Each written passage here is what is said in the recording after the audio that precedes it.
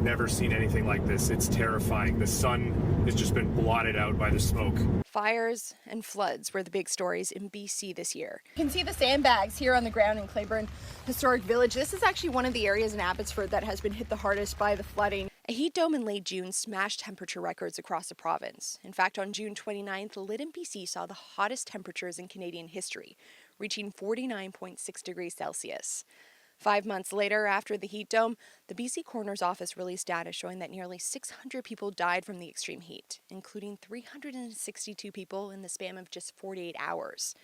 And after the heat came the fires. You can see up on the mountain there, that's the Lytton fire southeast of town. It was just puffing gently yesterday afternoon. Now, today, I've seen some intermittent crown fires, just big bursts of flame.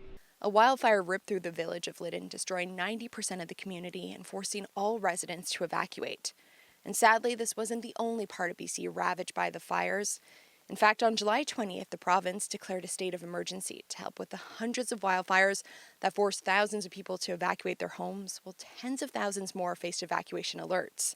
The moment I stepped out of the car, just a strong smell of smoke. Our team was on the ground in Vernon, where residents were on high alert. We're all ready to go. It's just eerie looking. It's been like this for several days now, and well, the neighborhood's gone. It's pretty quiet in the neighborhood. As the heat of the summer disappeared and fall rolled in, BC didn't get much of a break. On November 6th, a rare EF1 tornado ripped through the UBC campus. The vicious storm brought hail, rain, and winds of up to 110 kilometers per hour, causing lots of debris and power outages, but thankfully, no one was injured. Tragically, though, the fall also brought BC's second state of emergency of the year. This time in response to intense flooding after 3 back-to-back atmospheric rivers brought heavy rainfall, causing landslides and mudslides on major highways that were forced to close, and sadly 4 people were killed after being caught in a mudslide. Once again, an entire city was forced to evacuate, this time Merritt, BC. I'm in Merritt, BC, where all of that rainfall and all of that rapid melt in the higher terrain has basically drained down to the lower valley locations like Merritt, BC, and as a result, this area completely flooded out as far as the eye can see. But the floods were widespread, all the way from the interior to Fraser Valley, where entire farms in Abbotsford were covered in water.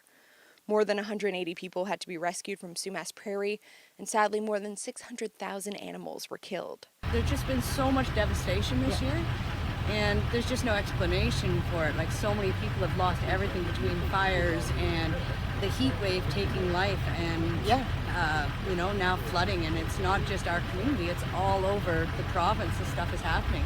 Responding to the year of extreme weather, the Executive Director of Clean Energy Canada at Simon Fraser University, Marin Smith, recently told the New York Times that there's really no greater evidence of climate change right now than here in British Columbia.